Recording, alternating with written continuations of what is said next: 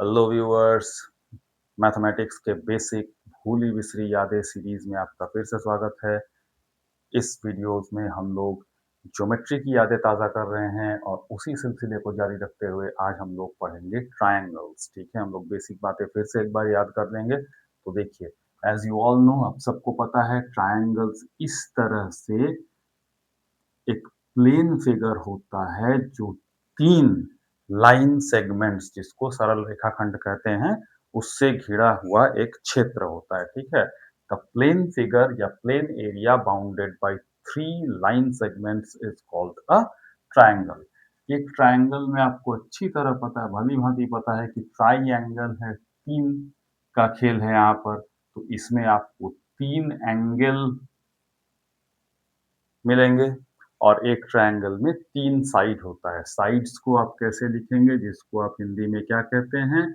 इसको आप कहते हैं भुजाएं। ठीक है, तो ये यहाँ क्या क्या है? एक है ए बी, एक है बी सी, एक है ए सी, और आपके पास तीन एंगल्स हैं जिसको आप कोण कहते हैं, angle A, angle B, angle सी।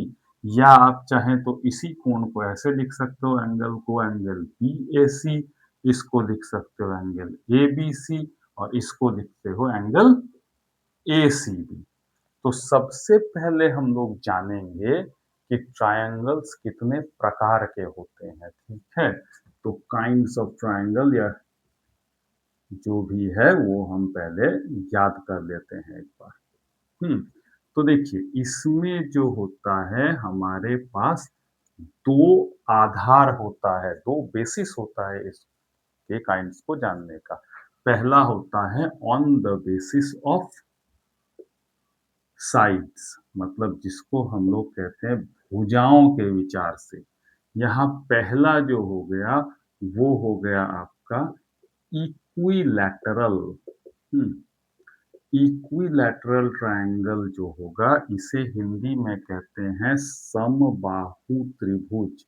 यहाँ देखिए, आपको हिंदी टर्म्स के इंग्लिश भी बता दिया जा रहा है, इसलिए क्योंकि जो स्टूडेंट्स हिंदी मीडियम से पढ़ करके 11 में आ रहे हैं और वहाँ उनको अचानक इंग्लिश मीडियम में सब कुछ पढ़ना पड़ रहा है, नाउ इंग्लिश में पढ़ना पड़ रहा है, तो उनको पहले पहले दिक्कत होती है क्योंकि उन्हें हिंदी में टर्म्स पता रहता है, शायद उन्हें अंग्रेजी नहीं मालूम रहती है। तो ये वीडियो सीरीज उनके भी काम आ जाएंगे, देखते रहिए। ठीक है ना?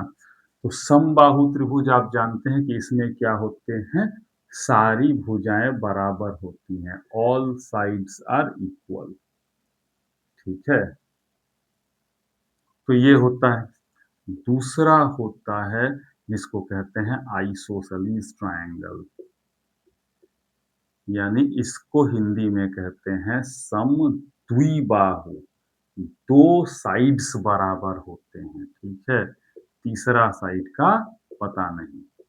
टू साइड्स आर इक्वल, समझ में आया? और तीसरा होता है जो जिसे स्केलीन ट्रायंगल कहते हैं, यानी ये होता है विषम बाहु। ठीक है, ये त्रिभुज, इसमें कोई भी साइड एक दूसरे के इक्वल नहीं होता है। No two sides are equal, मतलब कोई भी भुजा किसी भी भुजा के बराबर नहीं होती है। उसी प्रकार on the basis of angles, कोणों के विचार से भी हमारे पास जो ट्रायंगल्स हैं वो तीन प्रकार के होते हैं। एक होते हैं जिसे कहते हैं हम लोग समकोण त्रिभुज, that is right angle triangle. Triangle लिख रहा हूं, इस तरह से समझ लीजिएगा, right angle triangle. Right angle triangle में क्या होता है, एक एंगल, याद रखिएगा, एक कोण 90 डिग्री का होता है। शक्ल से देखेंगे तो ये इस प्रकार से दिखेगा, ऐसे करके एक ट्रायंगल होगा, यहाँ 90 डिग्री बना हुआ होगा। ठीक है, दूसरी बात, दूसरा प्रकार हो गया अधिक कोण त्रिभुज, जिसको कहते हैं ऑब्ट्यूस एंगल ट्रायंगल। ठीक है, जिसमें एक कोण, कोई एक कोण जो होता है वो ग्रेटर देन 90 डिग्री होता है।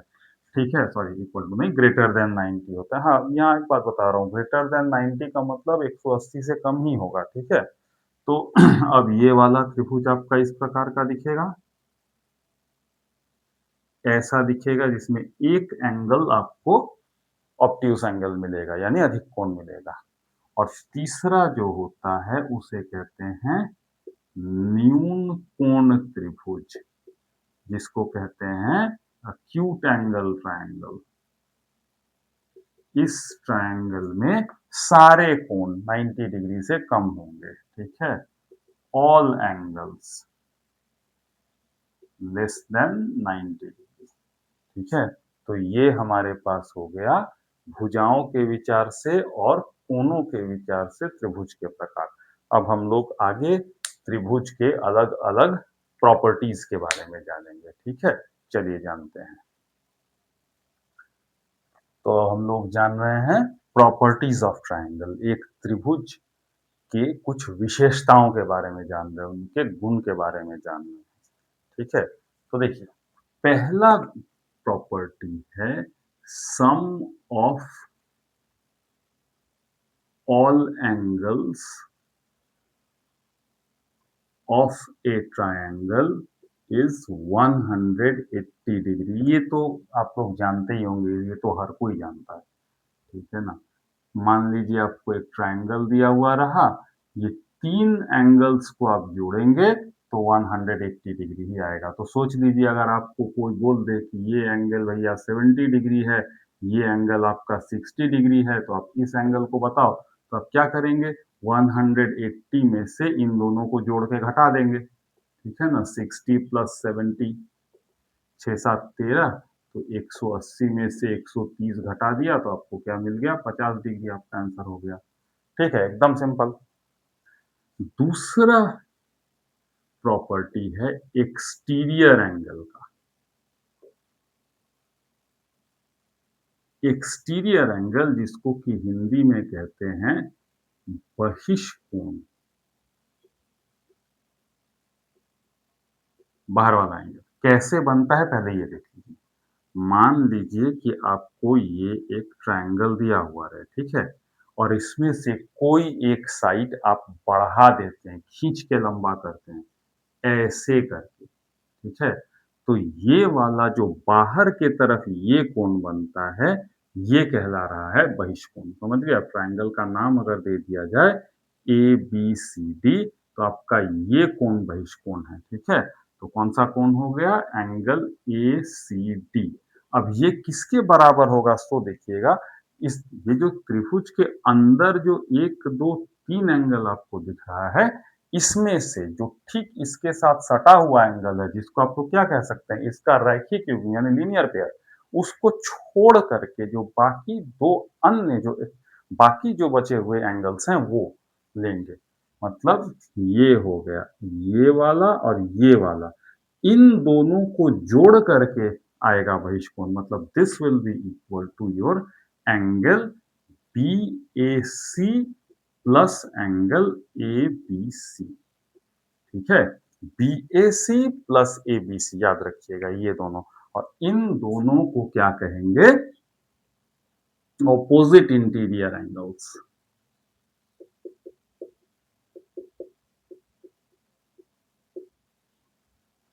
ऑपोजिट इंटीरियर एंगल्स या हिंदी में कहते हैं अंतः अभिमुख कोण।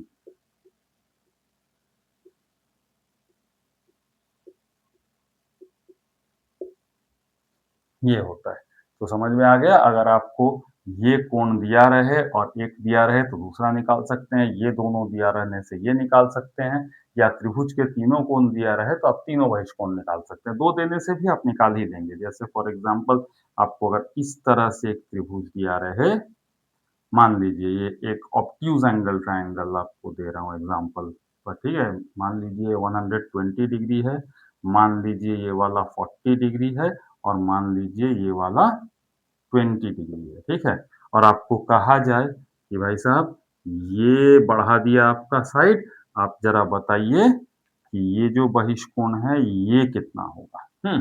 तो ये बहिष्कोण के लिए आप देखिए क्या हो रहा है, ये वाला एक्सटीरियर एंगल है। अब एक्सटीरियर एंगल से लगा हुआ ये आपको छोड़ देना है, बाकी बचा कौन दो, ये और ये, तो this will be equal to 40 plus 20 is equal to 60 degree. ठीक है, तो इस प्रकार से हम लोग एक्सटीरियर एंगल का कैलकुलेशन करते हैं। ठीक है, चलिए तीसरा प्रॉपर्टी जानिए। तीसरा प्रॉपर्टी ये है कि किसी भी ट्रायंगल का सम ऑफ टू साइड्स, दो भुजाओं को अगर आप जोड़ेंगे तो this will be greater than the third side. ठीक है, इसको सीधे सीधे आप कह सकते हैं कि किसी त्रिभुज की दो भुजाओं का योग तीसरी भुजा से बड़ा होता है, that is the sum of two sides is greater than the third side. इसको आप ऐसे समझें, suppose you have got a triangle right here, A, B, and C. The sides are AB, BC, and AC. So what you will have is AC plus B. Sorry, AB plus BC is greater than AC. मतलब ये दोनों, ये भुजा AB, ये भुजा BC दोनों को जोड़ेंगे तो तीसरे वाले से बड़ा आएगा।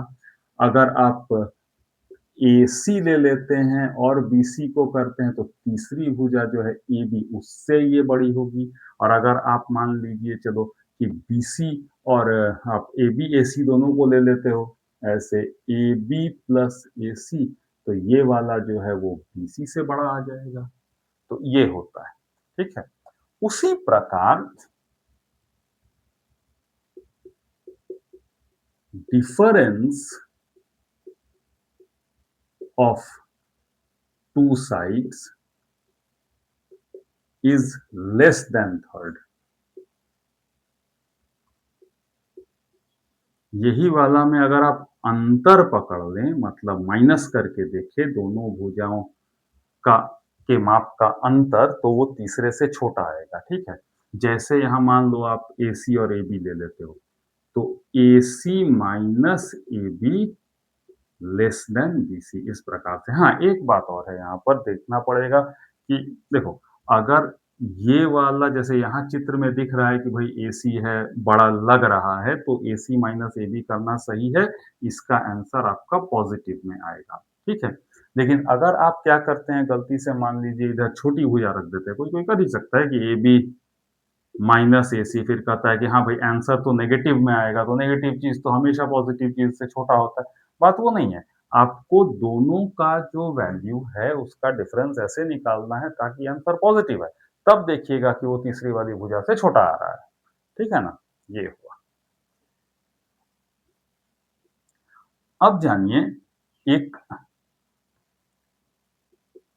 इक्विलैटरल ट्रायंगल जो होता है, जिसको हम लोग क्या हिंदी में बोले थे, समबाहु त्रिभुज, उसके सारे कोण, all angles are of 60 degree. सारे कोण 60 60 60 के होते हैं। ठीक है ना, आइसोसेलेस ट्रायंगल जो है, इसमें दो एंगल्स इक्वल होते हैं।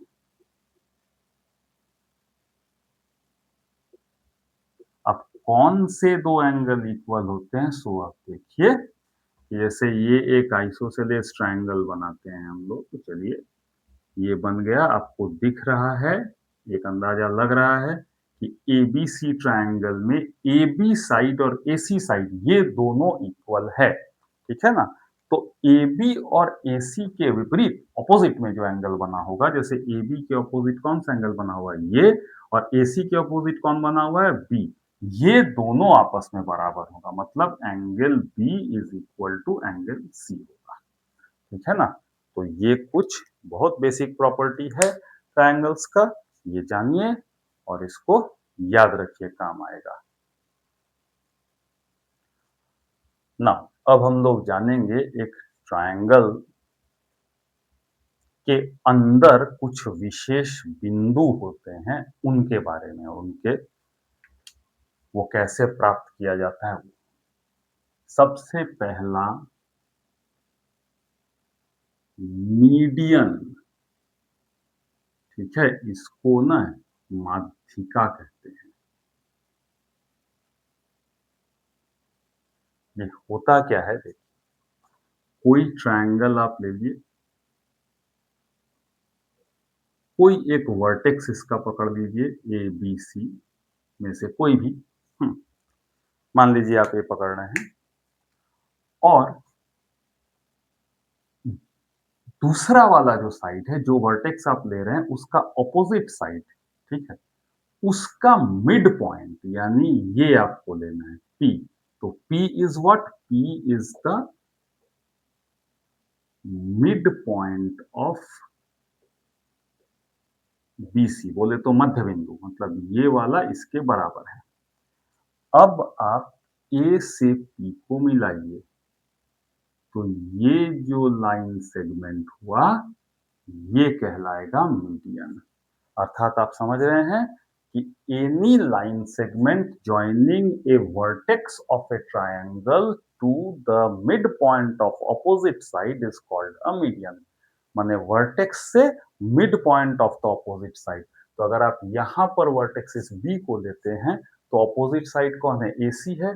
इसका मिड पॉइंट को आप जोड़िएगा जिस लाइन सेगमेंट से, वो कहलाएगा मीडियन। ठीक है। अब तीसरा भी वर्टेक्स है यहाँ पर सी। सी से आप अपोजिट साइड को ये जोड़िएगा, अपोजिट साइड का मिड पॉइंट को जोड़िएगा, तो वो भी एक मीडियन होगा। और सबको बहुत अच्छा लगेगा, ये तीनों मीडियन एक ही पॉइंट से होकर के पास करेगा। ठीक है, ये एक ही बिंदु से होकर जाएगा, और इस बिंदु को कहते हैं सेंट्रॉयड।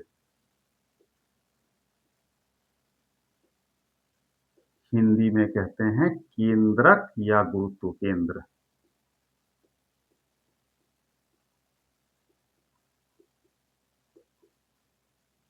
ठीक है, ये बहुत इंपॉर्टेंट पॉइंट है ट्रायंगल के लिए। ठीक, चलिए अब दूसरा दूसरा हम लोग जानेंगे,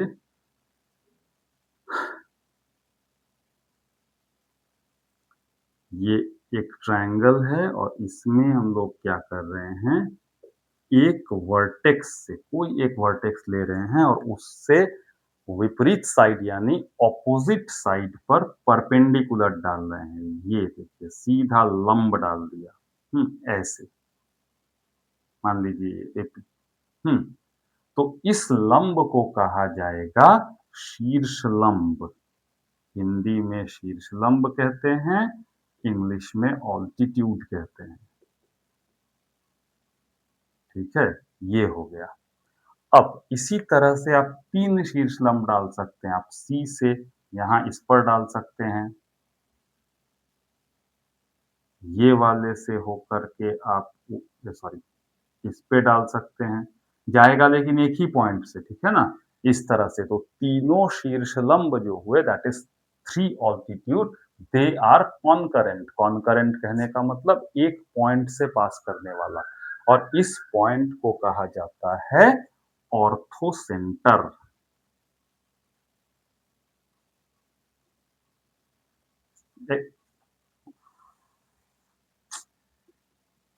ऑर्थोसेंटर, ठीक है, ये होता है। तीसरा, पुनः आप एक ट्रायंगल पकड़ लीजिए। अब क्या कीजिए, ये जो साइड्स है ना, एबीसी, इसका परपेंडिकुलर बाइसेक्टर खींचिए। ये मतलब ऐसा लाइन जो भुजा पर लंब भी हो और उसको दो बराबर भागों में बांटता भी हो। This is what we call perpendicular bisector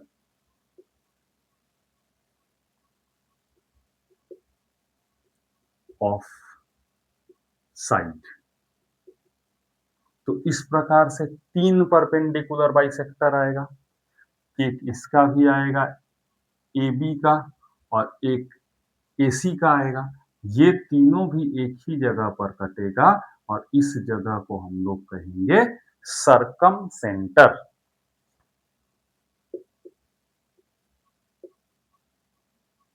जगह मतलब क्या? वो पॉइंट, वो बिंदु, ये वाला, जिसको कहते हैं परिकेंद्र। अब ये कैसा, ये क्या होता है, मतलब अगर ए, बी, सी तीनों को टच करते हुए कोई सर्कल, कोई वृत्त अगर खींचा जाए, तो उस वृत्त का सेंटर हो गया ये, ठीक है? ये वाला जो सर्कल है ना, इसको सर्कम सर्कल कहते हैं, यानी परिवृत्त कहते हैं। और ये वाला जो सेंटर आप देख रहे हैं, वो कैसे मिला? तीनों साइड्स के परपेंडिकुलर बाइसेक्टर जहां पर मीट कर रहे हैं, जहां मिल रहे हैं, वो पॉइंट हो रहा है सर्कम सेंटर।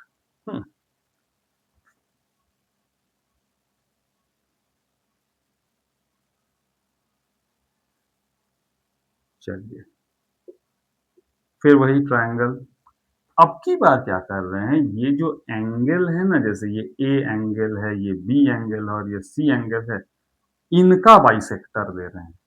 ए का बाइसेक्टर एंगल को दो भाग कर रहे हैं, ठीक है, जिसको कोणों का समद्विभाजक कहते हैं। ये बी को दो भाग कर रहे हैं, दो इक्वल पार्ट, और सी को दो इक्वल पार्ट कर रहे हैं, ये देखिए। तो ये सब लाइन जो है, ये है एंगुलर बाइसेक्टर। कोण समद्विभाजक, एंगुलर बाइसेक्टर। तो ये जहां पर मीट करते हैं, इस पॉइंट को, आई को कहते हैं इन सेंटर, अंतः केंद्र। अब ये अंतः केंद्र क्या चीज है, कि अगर आप एक ऐसा सर्कल खींचिए जो इस त्रिभुज के, मतलब इस ट्रायंगल के तीनों साइड्स को छूते हुए अंदर से जाए, तो वो कहलाएगा इन सर्कल। ये इसको छू के जाएगा, ऐसे टच करके, ये हुआ उसका सेंटर, अंतः केंद्र। ठीक है, तो आई होप आपको ट्रायंगल्स का बेसिक एक बार फिर से याद आ गया होगा। ये सारा बेसिक्स आपको काम आएगा जब भी आप आगे पढ़िएगा। तो ठीक है, वीडियो को subscribe, sorry I mean video को देखिए, चैनल को सब्सक्राइब कीजिए और ज़्यादा से ज़्यादा संख्या में इस चैनल को ग्रो करने में हमारी मदद कीजिए, ताकि हम आगे और भी वीडियोस लाते रहें और कंपटीशन की भी सीरीज लाएं और 11-12 की भी मैथ्स की सीरीज लाएं। Okay, good bye, thank you.